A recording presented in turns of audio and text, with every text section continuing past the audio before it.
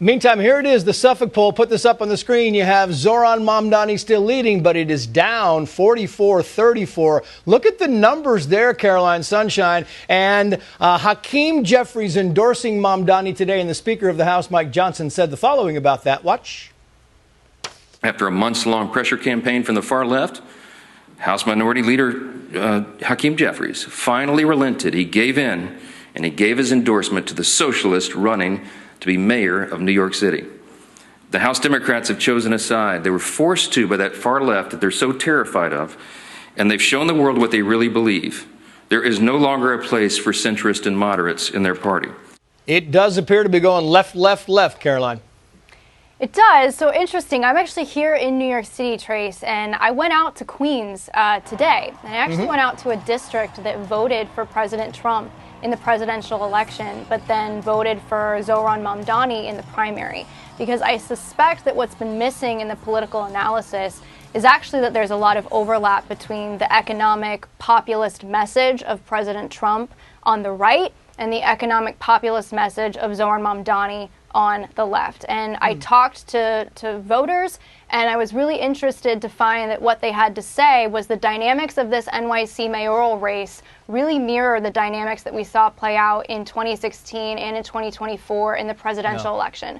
Voters are tired of the establishment in New York City, and this election is a referendum on that. And I do believe Zohran Mamdani will be the next mayor of New York City. I think, unfortunately, for all these people who are voting for him for his proposals on affordability, they're going to be the first victims of some of his policies on crime.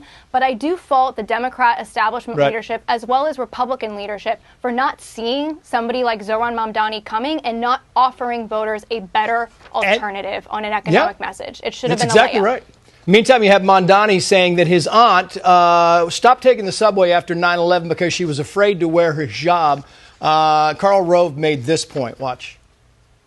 I looked at the 7-minute long video that Mamdani cut in response to this, and it was eloquent and powerful, clearly born out of conviction, and I think a big, big, big political mistake. The first 3.5 minutes are devoted to his angry denunciation of all the people of New York. It sounds like every single New Yorker who's not a Muslim has somehow been angry to or abusive to every Muslim in New York. Yeah, he was kind of painting with a broad brush there, Elizabeth.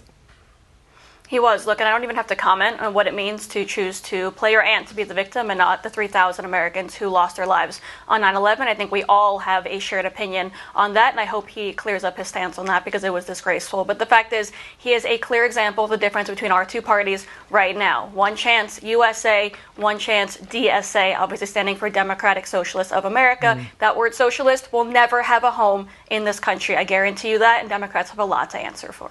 Yeah, lots. Elizabeth, Caroline, thank you both.